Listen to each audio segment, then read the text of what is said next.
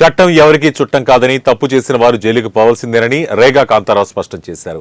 కేటీఆర్ బాంబర్ది కొత్త ఇల్లు కొని ఆతిథ్యం ఇస్తే అధికారులు డ్రగ్ ప్యాకెట్స్ జోబులో పెట్టుకుని వెళ్లారని, పాకెట్స్ కావాలని అక్కడ పడవేసి రేపాటి నడిచిందని అబద్దాలు చెప్పారని, రేవంత్ రెడ్డి కావాలని కేటీఆర్ ను ఇరికించాలని కక్ష సాధింపు చర్యలకు పాల్పడుతున్నారని ఆరోపించారు. ఒకసారి అనుకుందాం మనం అంతా కూడా ఇష్టం వచ్చినట్టు మాట్లాడు తీరా చూస్తారుగా కొండందవి ఎలకని పెట్టినట్టు అయిపోయింది ఇలా కథ అంతా. ఆ తుస్సుమన్నది ఆ బాంబు తుస్సుమన్నది ఆడ కేటీ రామారావు గారు లేనే లేదు. ఆడికి పోయి ఈయన వేరే ప్రోగ్రామ్ చూసుకొని వస్తారు ఇంటికాడ ఈ ఎక్సైజ్ పోలీసు వాళ్ళందరూ ఇంటికాడ ఏం పని అండి మన ఇళ్ళ దగ్గర ఎక్సైజ్ పోలీసు వాళ్ళకి ఏం పని అండి మనం గుడుమ గుట్టు పెట్టుకుని అమ్ముకుంటానా మన దగ్గర ఎక్సైజ్ వాళ్ళకి ఏం పని మన ఇళ్ళ దగ్గర ఎక్సైజ్ వాళ్ళకి ఏం పని.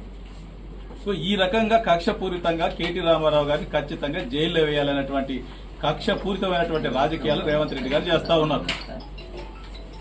ఇటువంటి రాజకీయాలు చేస్తూ కాలం వెల్లబుస్తా ఉన్నారు తప్ప ప్రజలకు ఇచ్చినటువంటి హామీలు ఏమైనాయి, ప్రజల్లో మళ్ళీ మనం ఏ విధంగా ఉండాలి అనేటువంటి ఆలోచన లేదు. ఈ రోజు వరకు ఇచ్చినటువంటి హామీలన్నీ కూడా గాలి కొదిలిపడేసి ప్రజల నడ్డి విరిసి అలా వీళ్ళంతా ఎంజాయ్ చేస్తా ఉన్నారు తప్ప ఈ రోజు 11 నెలల తర్వాత సాధించింది ఏం లేదు. ఒక్కసారి వెనక్కి తిరిగి చూస్తే శూన్యం తప్ప వీళ్ళు సాధించింది ఏది లేదు. ఈ ప్రభుత్వం అట్టర్ ఫ్లాప్ అయిపోయింది.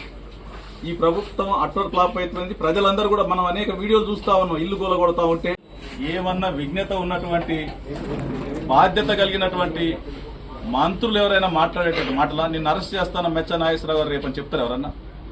చెప్తారా అండి ఎవరన్నా? తప్పు చేస్తే చట్టం తన పని తను చేసుకుపోతుంది. చట్టానికి ఎవరు కూడా చుట్టం కాదు.